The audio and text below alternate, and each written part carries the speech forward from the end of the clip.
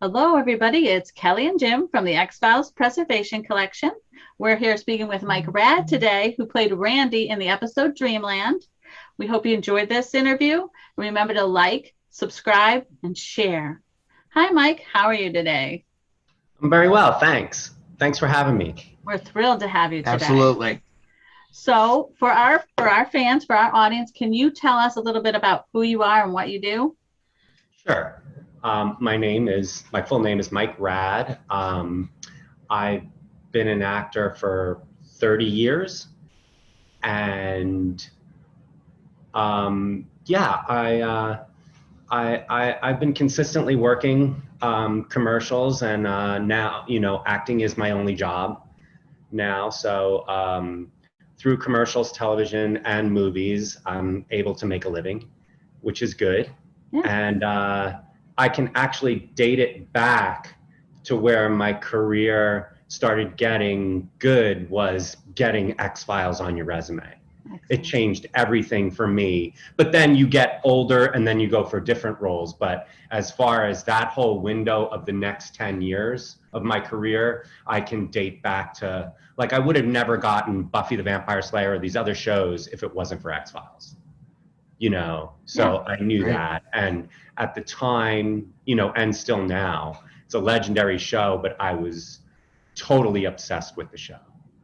Like, so obsessed that when the first movie came out, I remember having chills hearing the music in the theater.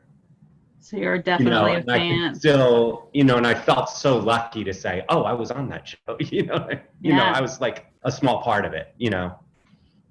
That's So, awesome. Yeah, well, you are a part of X-Files history, Yeah. you know? Yeah, and Awesome. I'm proud to have that. It's one of those things that you're very proud of. Great. Well, what made you want to become an actor?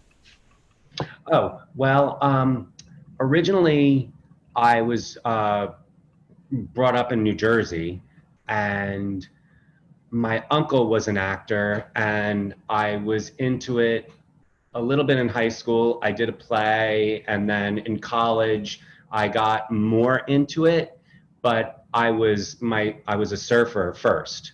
So I had to move to Hawaii and see if I could become a professional surfer first. Awesome. And then I said, once that played out, I'm going to come to LA.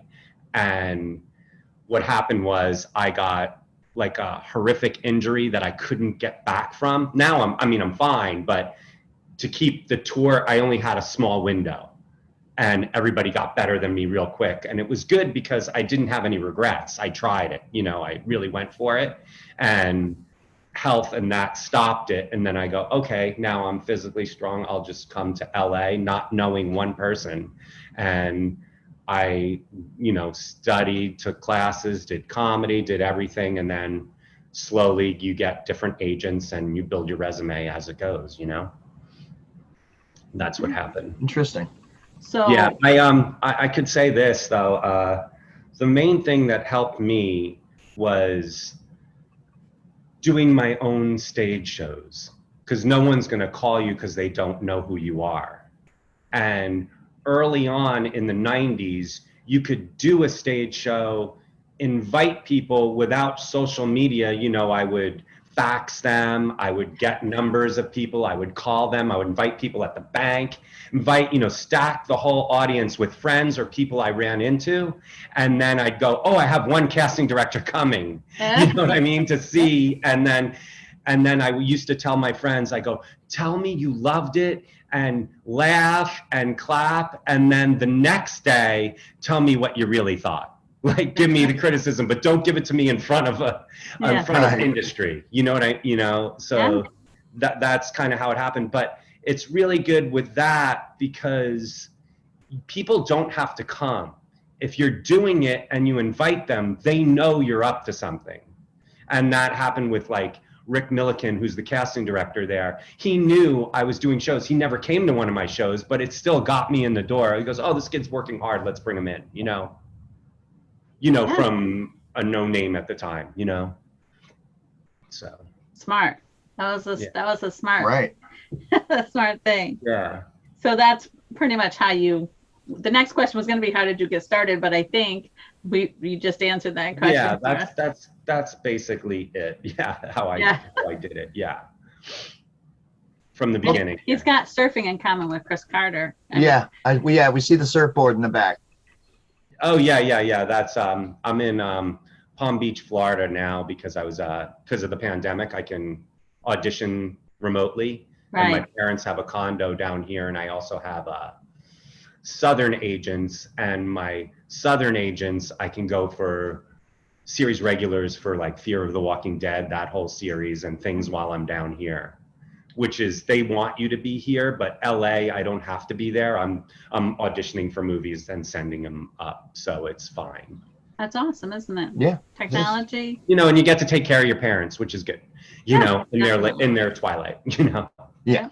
That's definitely important. The episode Dreamland that you were in, how did you land that role as Randy?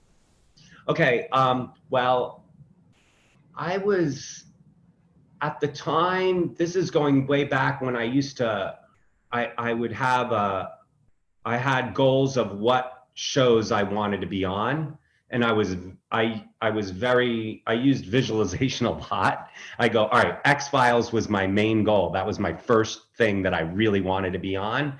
And I tried all when it was in Vancouver, you know, trying to get that, you know, through there. And I had at the time, I had not much on my resume to get me for them to fly me up to Vancouver, you know, to give me a consideration. But then when it moved to LA that first year, because of Dave Duchovny added in his contract to come back, I knew I had more of a chance. So I had written Rick Milligan a couple of times, sent him postcards, which don't work nowadays, but back then it did. Okay. And I remember he called me in for the audition.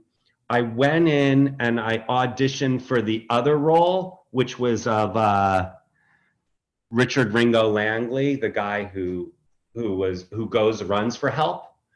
Yep. And I auditioned for Rick Milligan that day, and I felt like it was good, but it wasn't what I wanted exactly. And it was one of the few times in my career, because I wanted the X-Files so bad, I just was so sincere to Rick Milligan. I said, listen, give me the call back and I will not let you down. And he just looked at me, he stayed right there, he goes, because he was deciding whether one way or the other if he's going to give me a call back. And then he's like, okay. And he goes, come back at 3:00. And then I went into they have a trailer on the Fox lot. And I went in, and that was when behind the table was Chris Carter and Vince Gilligan, and, you know, the other producers and everything were sitting all in a line behind a table. And I was in there, and it was very X-Files, because they have the lighting down in there and everything, you know, like it was kind of like a spooky trailer that you went in, and then there they are. And at the time, Chris Carter was my hero, you know, so I was like, oh, okay. But I was so focused on it that I did the scene. I remember I was running for help, and then I just slammed the table right in front of Chris and Vince Gilligan. And I said, you know, I pleaded, like, you gotta help me. And then he cast me right then. But then I thought I had the other role. I didn't know I was gonna have the role where I was Randy stuck with the person. And so from an actor's point of view, it was kind of a bummer, because the prosthetics called me from Optic Nerve, those guys. Yep. And they called me for a body cast and a face cast and to do all that. And I go, wait, I auditioned for the other part. And they go, no, well, we have you for this part. But I accepted it without getting the prosthetic bump that you would have gotten paid more. But I was like, you know, I was pretty early on in my career. So I was like, I'm going to do it I'm doing it. I don't care. Absolutely. So I did that, and the foray into the prosthetics, I've done so much prosthetics since then. And by far, that was the most traumatic. It was 8 hours of 3 to 4 people working on me constantly. And they had the body of the girl who played my girlfriend was a Tracy Lord's body cast. if you know who she was, you know. Oh, yeah. And yeah, so they used that, and then it covered half my face with an animatronic eye, which I don't think they used because it probably didn't look that good on film, but it was looking, you know. I remember it was moving, Yeah. and I could hear it. And the atmosphere in here, I could feel all the glue, you know, and then my hand was through her back and her leg was through my stomach and through my back. So I couldn't walk while I was in it, and I couldn't eat, you know, only half my mouth was covered. So they would give me a straw to eat, you know, just to have something to drink. Yeah. And, but what was great about it is sometimes other actors, not, you know, the scene wasn't with Duchovny or Jillian. So the other guest star actor, the people that were there, sometimes they don't realize what trauma is in with a person, that much prosthetics. But the optic nerve, those guys were so good. They protected me on the set and took care of me the whole time. And I'm really good at meditating and slowing your heart rate down so I wouldn't panic. I go, all right, this is the situation I'm in. It's not going to come back. And they were the first persons, which was really great because I've had other prosthetics that don't explain it to you, that it takes a long time to take off. Don't think when the scene's over, oh, it's just going to come off. You know, it took 2 hours for them to take it off because they can't rip your face. You know, it's like I played a caveman 6 times, and it's just like, you know, that little shaving with the scalpel and a little bit of alcohol and a little bit of, you know, and it just takes slowly so you don't peel the skin. Yeah. And then you're just praying for the warm towel afterwards. No, they painted it white to hide it. This is the black mailbox. Best place to see Freedom out in the UFOs over Dreamland, man. I know a guy who saw 5 in one night. He said they danced in the sky. You guys hear that? What the hell?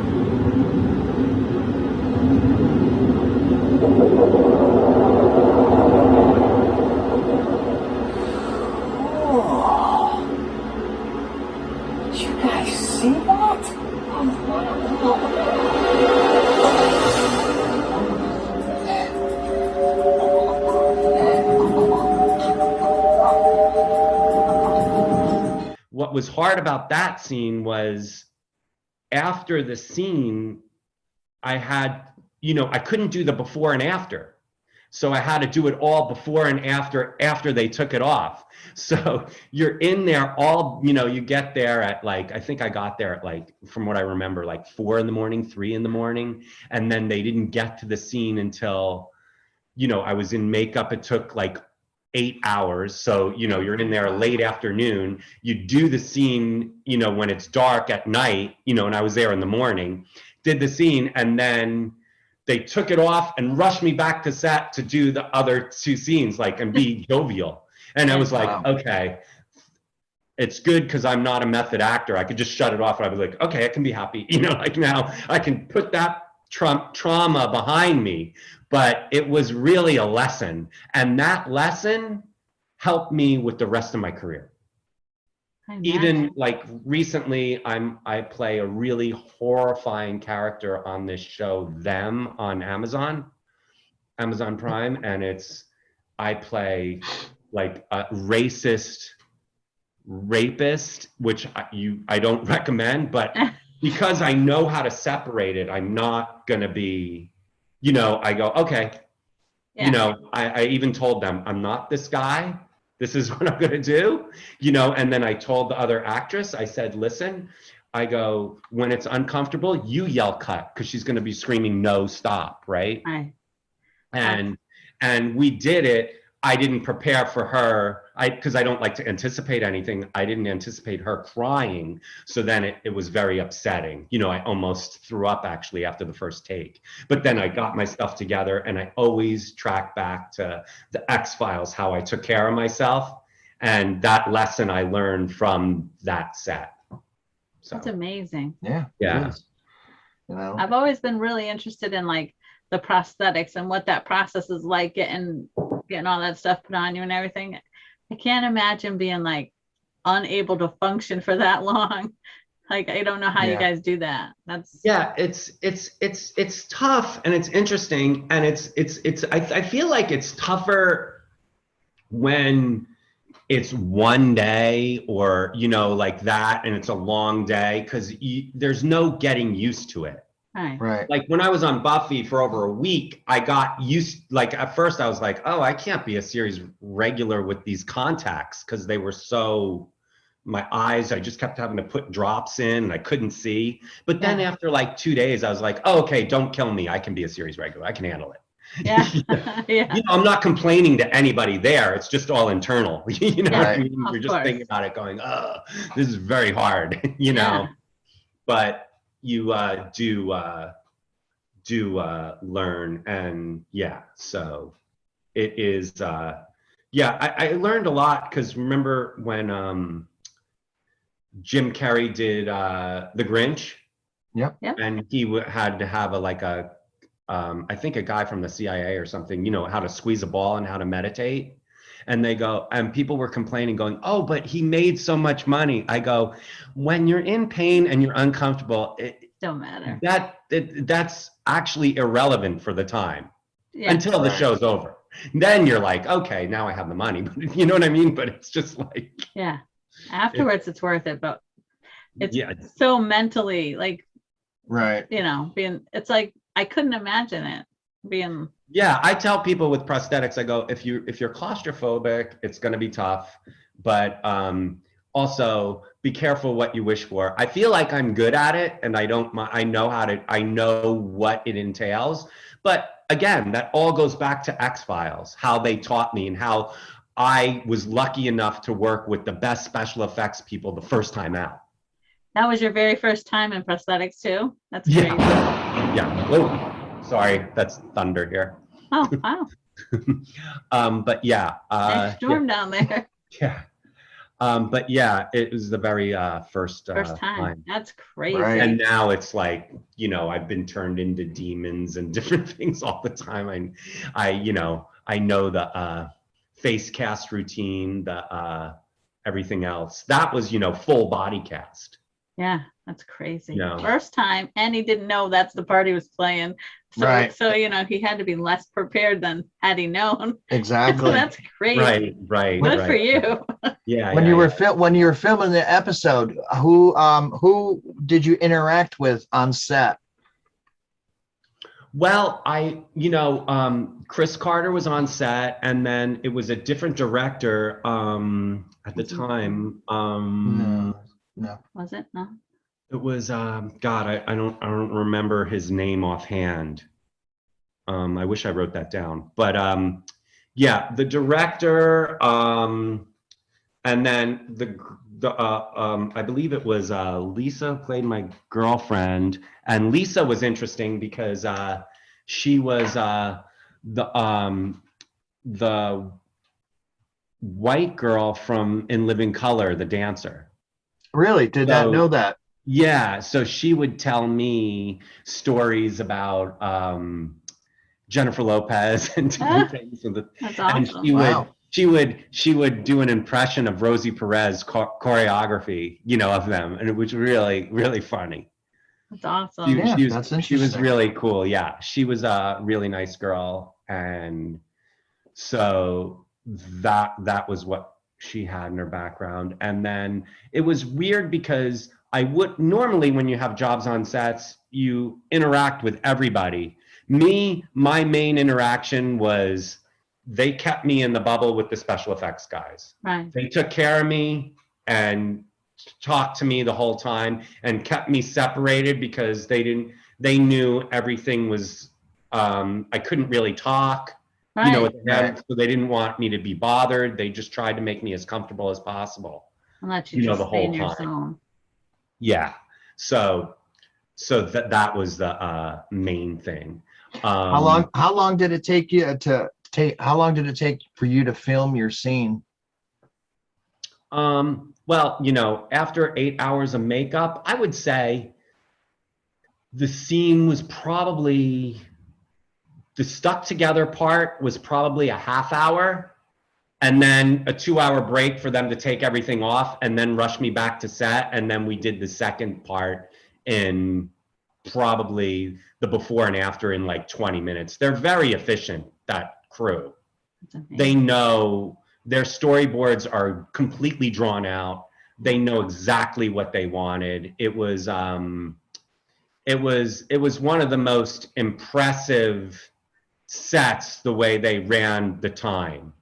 The only other one I could relate it to would be because our episodics, you know, are undertaking. You're filming a movie each time. Yep. And that with their budget, they really knew how to do it. And the only other one of the other impressive shows that I did way back was ER, because I remember being on set and I go, oh my God, they have so much moving parts in the hospital that if one person makes a mistake, it screws up everything. And it's so high pressure, you know, to see. But you're like, okay, everybody's good. I just can't be the missing piece here. I gotta, you know, be on top of it. Yeah, there's some pressure there. Yeah. So you knew your place, you know, and the thing with X-Files too, it's a big setup with lighting and when they're on location. So it gives you time to get aware of your situation, of where you're at, where you're laying down. I think I was on a blanket with her, talking to her and doing this, talking with Lisa as my girlfriend in the scene. And you got to be, they were aware of actors to let you be comfortable with the scene before they started filming. You know, they were very aware of it, you know, which is really good.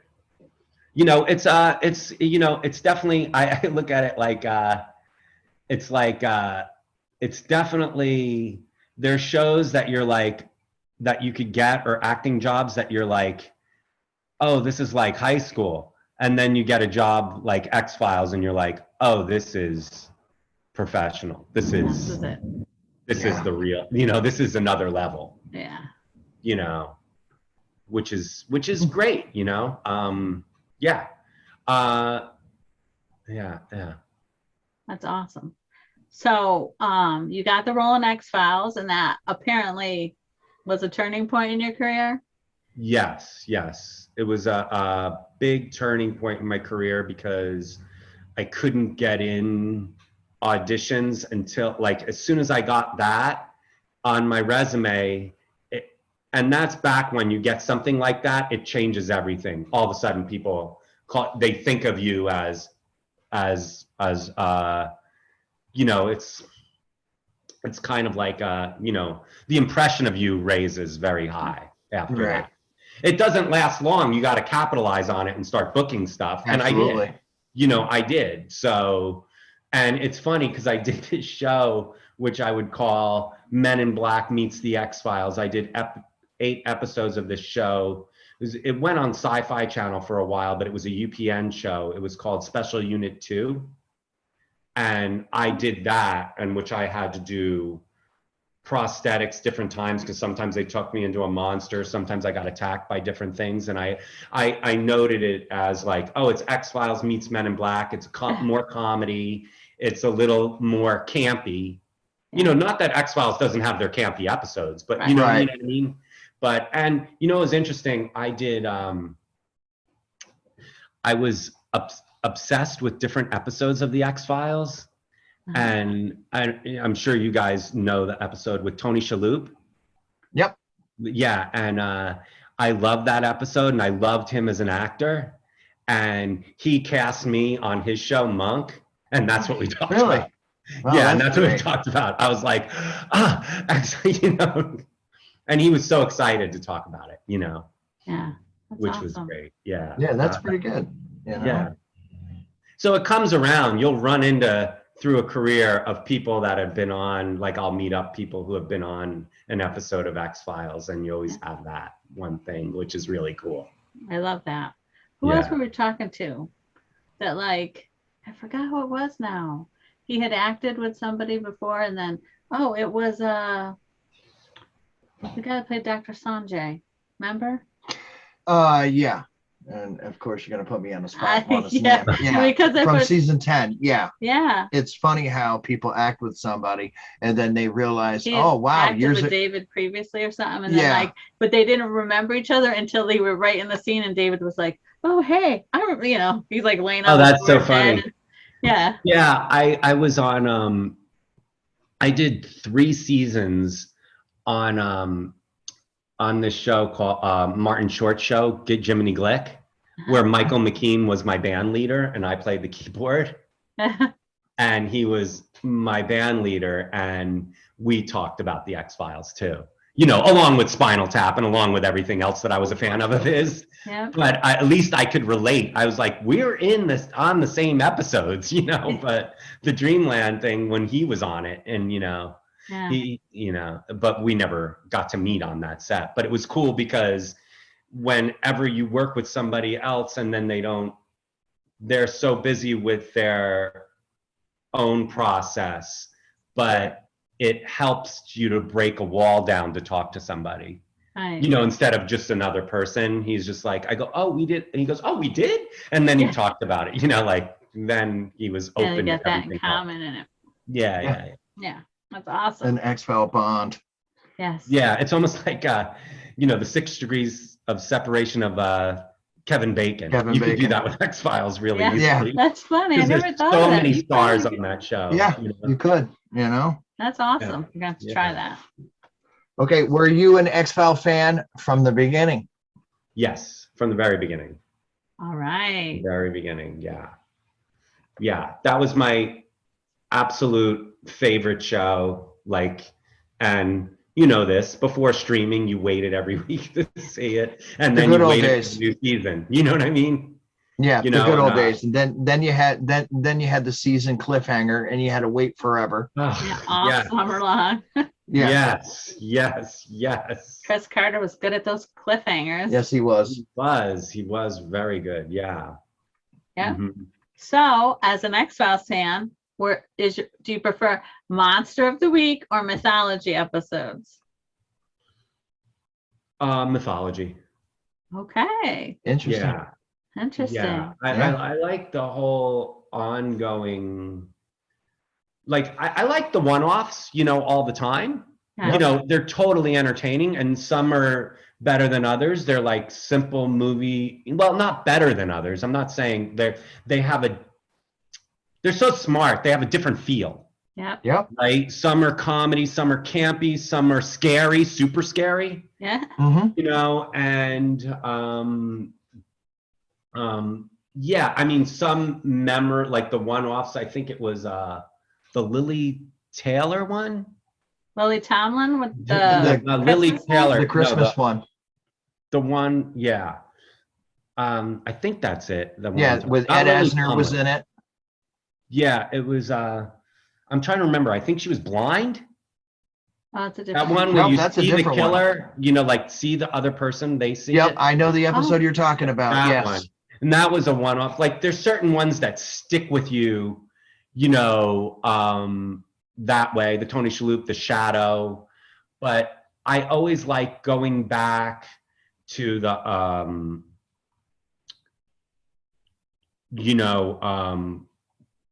are there the abduction of his sister and the whole thing. I always wanted to know. That's why I was excited for the movies to figure things out, to see what was going to happen.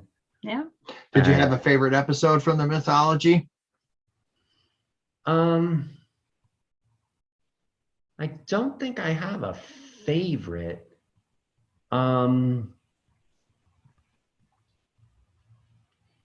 I liked any episode that gave you a huge clue as to what was going on. Even though they backtrack on it, like it might never happen, all the time. Yeah. But yeah, and I like the way you brought the smoking man back into it and gave him a significant, because everything I read about him, he didn't really have lines at first. Right. And then he became so significant, and something about his presence about it, was really great. But yeah, And then once I figured out they're not gonna, because I was early on in those seasons with the mythology, I was always worried they were gonna kill Mulder or something, but then I knew they couldn't. Not because the show will die, but they had a reason that they can't, you know, and they were smart enough to play it that way. So you could find Easter eggs in episodes, you could find different things, you could go as deep as you wanted, or you could just watch the show as just entertainment, Right. you know, which was good. They satisfied all their different fan bases, which not many shows can do since. That's definitely true. Yeah. You know, I don't think, you know, I think there's a resurgence now with it, like because of the government, you know, saying that there's UFOs. They're not saying they're aliens, but they're saying they don't know what they are, and they admitted that they're not ours. Right. You know, so it could be another country, it could be whatever. And I always think, you know, there's different timing. I wonder how X-Files would do now. Right. I'm sure it would do fine, but I'm glad it was on when it was on, before you had streaming, before you had all these things, because then I think it, you know, with streaming and Netflix and everything gets saturated, so not many eyes are on something at once while it's happening. Right. And and back then the internet was in its early stages, so that also helped too. Yeah, totally. Right. Yeah, I think I was I can't remember now, but I wasn't as happy with the first movie as I was with the next one.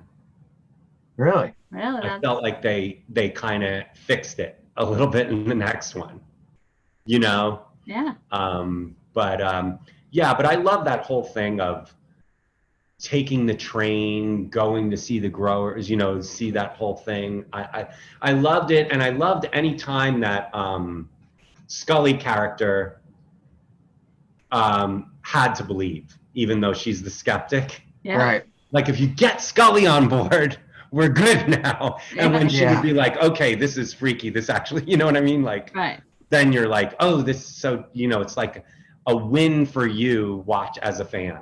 You're like, oh, that's good, you know. Right. And she always had, her character always had a gift of missing things. You know? Yeah. Just turn your head, Scully. You'll see. It was so frustrating. Right. Like, you're right there. Just turn around. Right. Yeah. So were you, did you watch the revival series seasons 10 and 11 or no?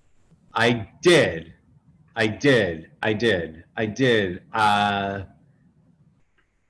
Yeah, I wasn't as excited about it.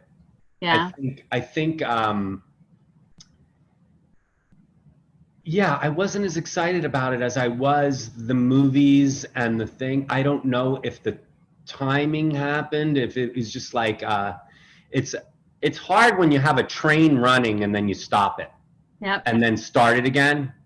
You're doing it for the right reasons, you know, everybody wants it, but it just, it can't be to exactly the same. me, I mean, you know, I'm like, you're gonna have to bring something new into a time zone. Otherwise, for me, I'd rather it be a prequel or something.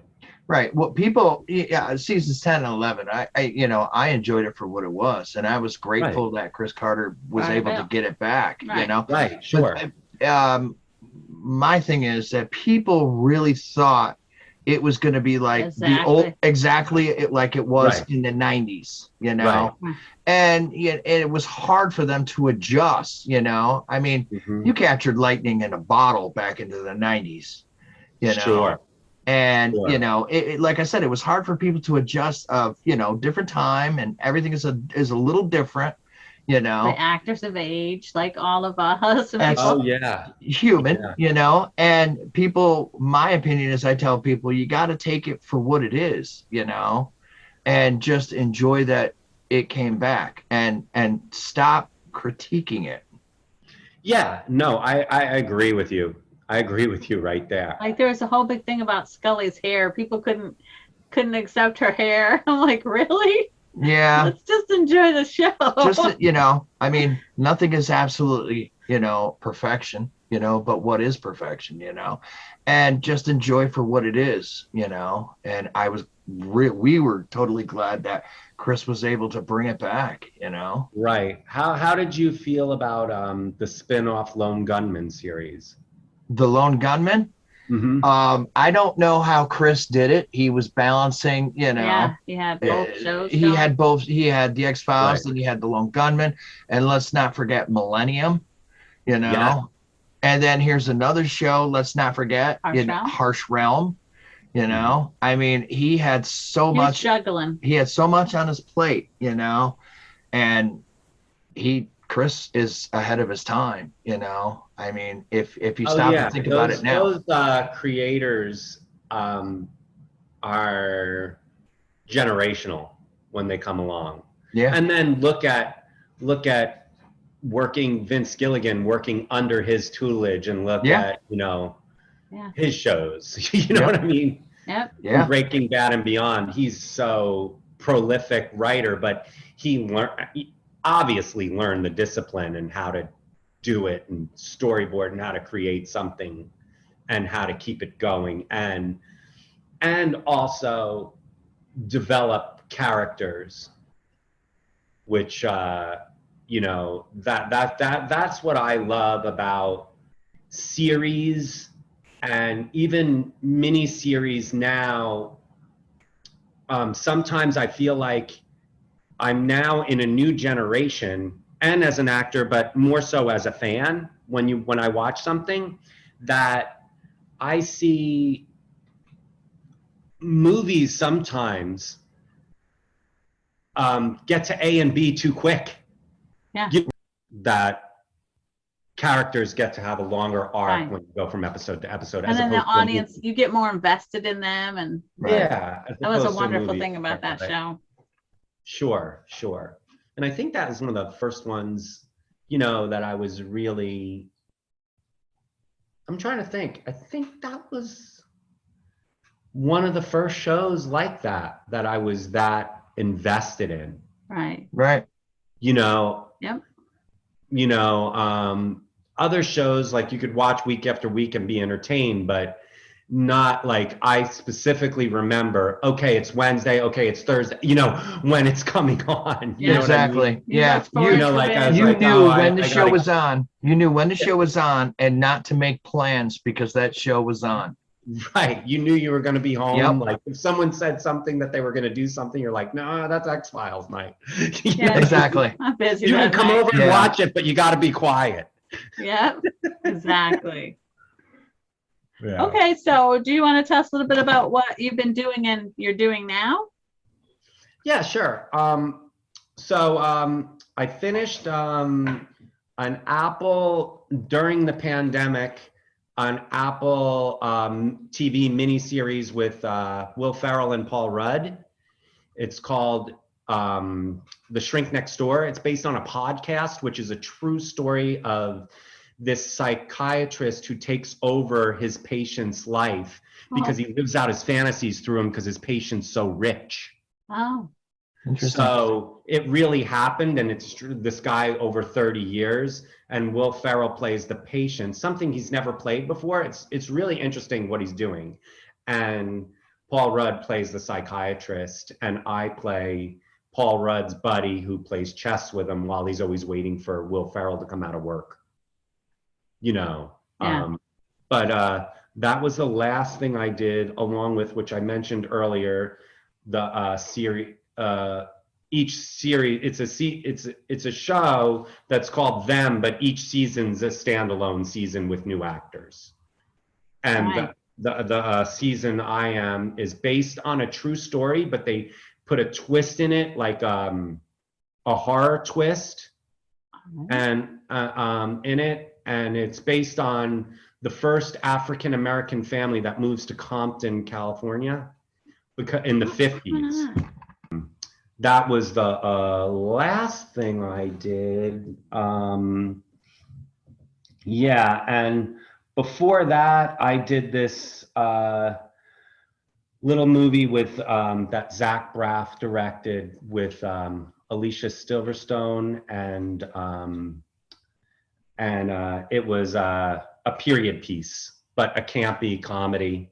Right. And it's called In the Time It Takes to Get There, which was fun. It's always fun to play period pieces, and that's like the second Western I did. I did a pilot called Soiled Doves, which was another Western, which a supernatural Western too, which I'd love to, I enjoy playing.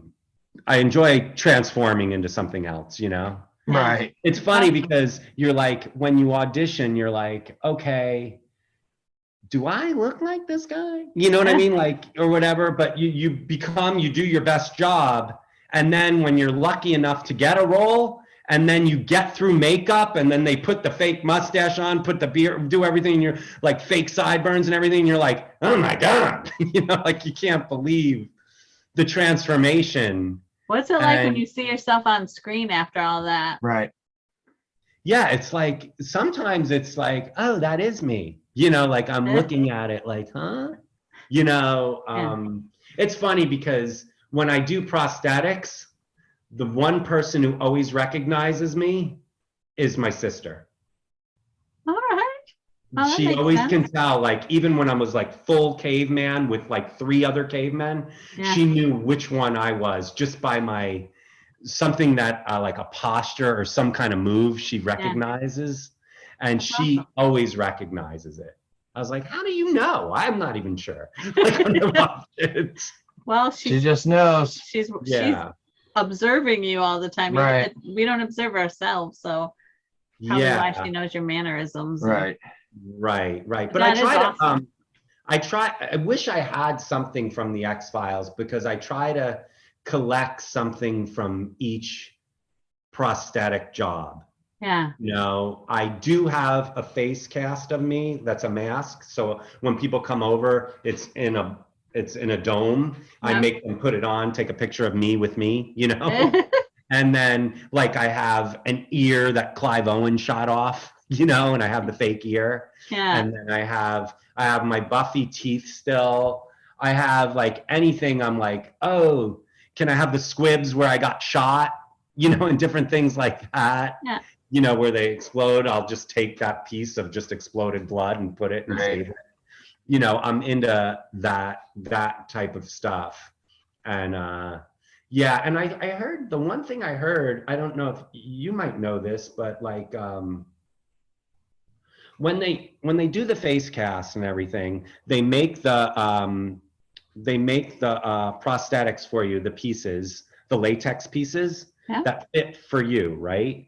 And then if they have a budget, each day they'll give you new pieces so they don't itch. But a lot of the Star Trek series, they would go on and you'd recycle them all the time. Oh, wow. And the makeup people sometimes complain. They're like, because then the actors, they're getting itchy stuff. They're like, oh, finally this week I get a new piece. But like some shows have enough money to give you new pieces each time. Right. You know, which is very helpful. You know? Interesting. Yeah, you don't want to get on the show in the first season. I guess you want them to build up a budget before you do prosthetics. Yeah. If only you could do that. But you're hoping like that, you know. That's awesome. All right. Well, I think we've asked all our questions. Yep. Okay. Anything else? No, we've asked all the questions. All our internet problems. Yeah. Sorry about that. It was awesome speaking with you. Yeah. Thanks for contacting me. It was really fun. It's nice to talk back to such a great show, you know? Yeah. We love talking to our pleasure. Everybody about X-Files. And where is this museum going to be located? Upstate New York in around Saratoga Springs. And what's the target opening for that? We're shooting for this year, 2021. We're shooting for. Well, I'm definitely going to come and see it. So we would love to have you. You're more than welcome. Well, thank you so much. Thank you very much. Yeah. Thank you. All right. You guys have a good day. You too. Yeah, bye-bye. Okay. Bye-bye.